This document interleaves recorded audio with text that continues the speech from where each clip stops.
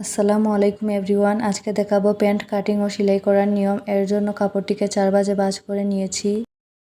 রাবারের জন্য 2 ইঞ্চি রেখে এখানে আমি লম্বা নিয়েছি 13 ইঞ্চি। আপনারা কম বেশি করতে পারেন।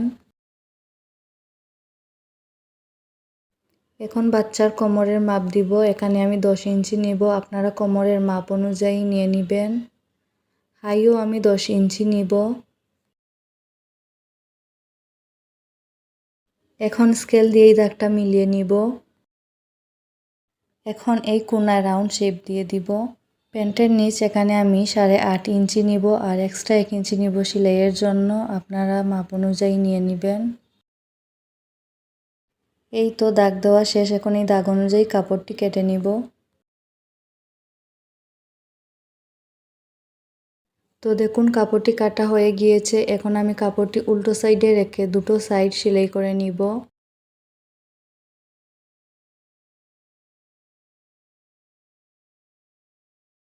এই তো একটি সেলাই দিয়েছি। এখন কাপড়টিকে ঘুরিয়ে আরেকটি সেলাই দিয়ে দিব।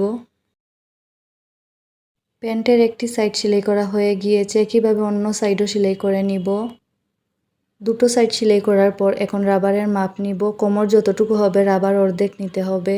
এখন রাবারের সাইড সেলাই করে নিব। রাবারের একদম মাঝে দাগ দিয়ে দিবেন। অর্ধেক রাবার এক সাইডে লাগাবো, বাকি অর্ধেকটুকু অন্য সাইডে লাগাবো। এর জন্য মাঝ বরাবর দাগ দিয়ে দিবেন। রাবারটি হালকাভাবে টেনে টেনে লাগাতে হবে।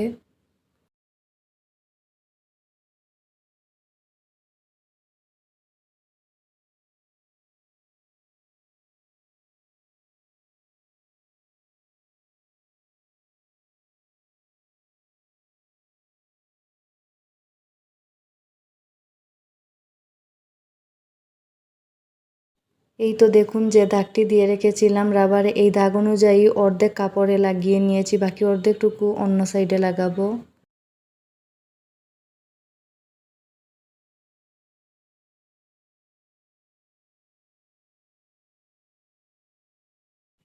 রাবার লাগানো শেষ। এখন রাবারের মাঝে একটি সেলাই দিয়ে দিব।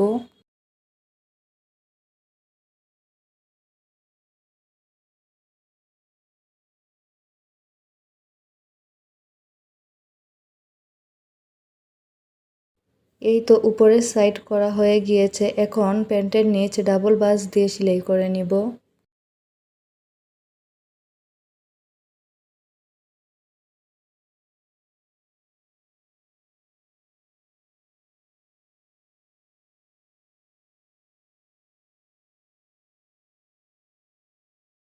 একটি সাইড করা হয়ে গিয়েছে। একইভাবে অন্য সাইডও করে নিতে হবে। দুটো সাইড করার পর এখন 1 ইঞ্চির মতো কাপড় রেখে চক দিয়ে দাগ দিয়ে দিব।